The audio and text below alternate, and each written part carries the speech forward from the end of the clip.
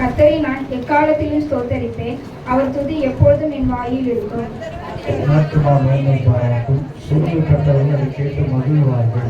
என்னோடு கூட கர்த்தரை மகிமைப்படுத்துங்கள். நாம் ஒருமித்து அவர் நாமத்தை உயர்த்துவோமாக.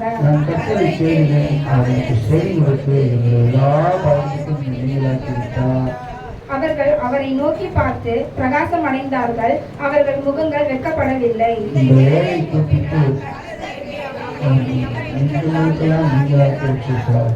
கர்த்தருடைய தூதன் அவருக்கு பயந்தவர்களை சூழ பாளையம் இறங்கி அவர்களை விடுவிக்கிறார்.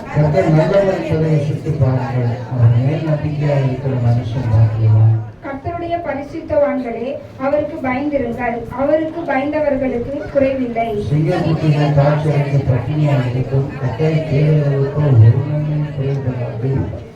பிள்ளைகளே, வந்து எனக்கு செவி கொடுங்கள். கர்த்தருக்கு பயப்படுதலை உங்களுக்கு போதிப்பேன்.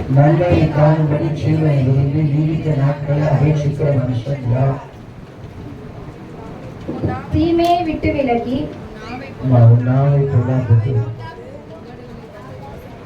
நாவை பொல்லாப்புக்கும் உன் உதடுகளை கபடு வசனிப்புக்கும் விலகி காத்துக்கொள். தீமையை விட்டு விலகி நன்மை செய், சமாதானத்தை தேடி அதை தொடர்ந்து கொள்.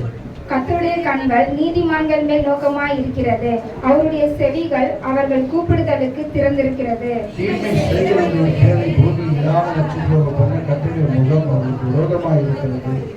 நீதிமான்கள் கூப்பிடும் பொழுது கர்த்தர் கேட்டு அவர்களை அவர்களுடைய எல்லா உபத்திரவங்களுக்கும் நீங்களாக்கி விடுகிறார்.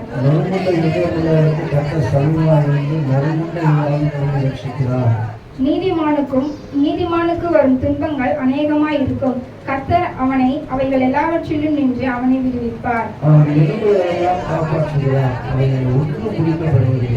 தீமை துன்மார்க்கனை கொல்லும்.